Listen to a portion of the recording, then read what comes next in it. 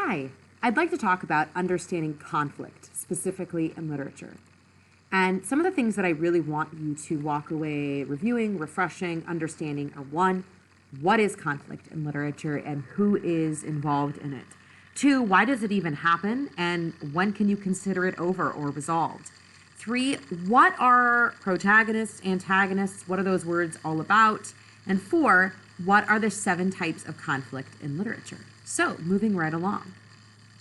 I have a good old picture from The Outsiders, if you've read that so far. So, what exactly is a conflict, specifically in literature? You could also even really just expand that to any version of storytelling, whether that's oral storytelling, a movie you're watching, TV show, anything, whatever. But a conflict is, and I immediately draw your attention to this image with the cars that don't have an immediate stop sign or a stoplight or anything, and they just are both going for it, right?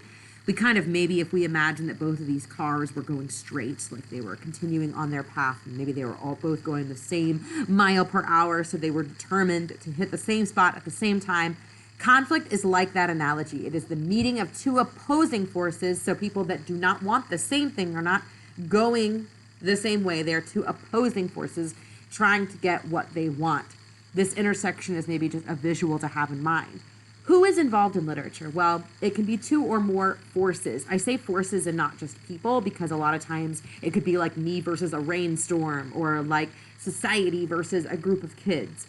So it's 2 or more forces that are essentially, maybe they're enemies, maybe they just want different things. Sometimes in conflict, it's people that love each other and are betraying each other or are just sort of not agreeing on how to go about solving something, or both people want the same thing and so they have to essentially argue over who gets it. Why does it happen? Well, you might honestly just recall your real life. Why does conflict happen? Well, there are obviously a million reasons, but it's really just because there are people that want what they want. And in order to get what they want, a lot of times in life, there are people or obstacles that get in your way of what you want. And that could be because that people or obstacle wants what you want and you've got to fight it out or civilly, talk it out. Or honestly, maybe it's just that something happens and it gets in your way. So it could be as simple as kind of like going back to this 2-car intersection analogy. You could communicate, right, and really get over the conflict pretty quickly. Or maybe it's over because one crashes into another. I mean, we see this in real life or in stories where someone is just a little bit more dominant or powerful, right? I'm sure in life we've all met someone who is just a little intimidating or, I'm recording, is a little intimidating or it's just like asserting power or authority.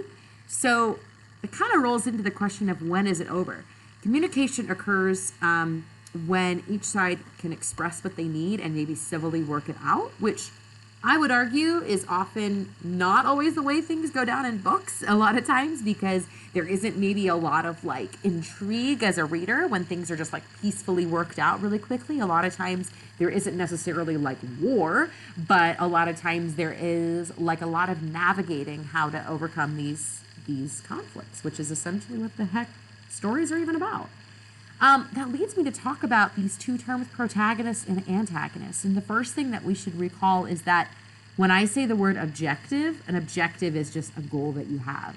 And so I put this Dark Knight poster in the middle because I love how it's like showing that there are like good and bad sides that are a part of us. And that good and bad sometimes are just these made up terms for like agreeing and disagreeing with someone or the parts of us that are selfish or selfless. But if you're a protagonist in a story, it just means it's the character or the group of characters that has the main goal. We often think of protagonists as the main character. You could say that. And that's often true. But really, it's not about being a main character. It's the idea that you are a person that the story is focusing the goal on.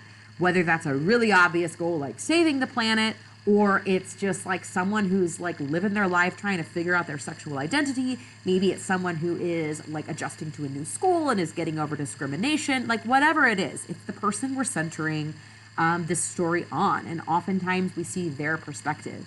An antagonist doesn't mean good or bad person. It means that it's the person or people or the force that is working against that protagonist in the story.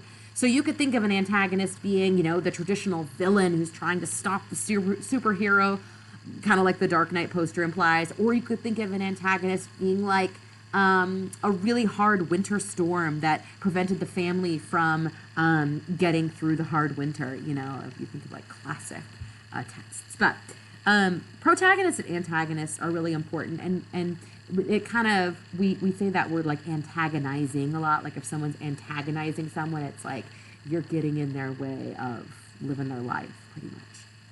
When we think about the types of conflict, and I'm going to ask you about this a lot throughout 7th grade, the types of conflict just mean like there are categories of types of, these protagonist, antagonist situations. We've got character versus self. A person is really dealing with something internally. Character versus character, which is the most prevalent, the most common type of conflict in literature and really just in life. Character versus nature, character versus tech or machine, character versus fate, character versus supernatural, and character versus society. If you want any of those explained even more, I have a few more videos, and I can also just verbally explain that to you as well if you're kind of forgetting what each of those are. The last thing I want to briefly go over, and then you can refer back to these slides or freeze this slide to thoroughly read through it. But the way to track conflict in the story just simply means you're noticing when it's happening, and you're then eventually tracking how it ends up, how it's resolved. Does a conflict always resolve itself in a book? No, just like life. Oftentimes it's not because the author is going to write a new one, but because they're trying to reflect that a lot of things don't work themselves out cleanly in life. There's a lot of, like loose ends we leave in life. When you start to track conflict, you first kind of notice the characters and the setting, and you sort of take in, okay, is this more of like a character versus themselves type of story? Or is this like a character versus society? Is this just like character versus a group of people? What is it? And then as you go throughout the book, notice how the people are reacting in their environment. Notice how people give and take. Notice how people struggle. Notice how people essentially navigate those different sort of, like people try different ways to solve a conflict. And that's what you're noticing as you work your way towards that resolution, towards the end. So if you have any questions about conflict or anything, email me, talk to me in person. You are amazing, and I hope you learned something. Bye.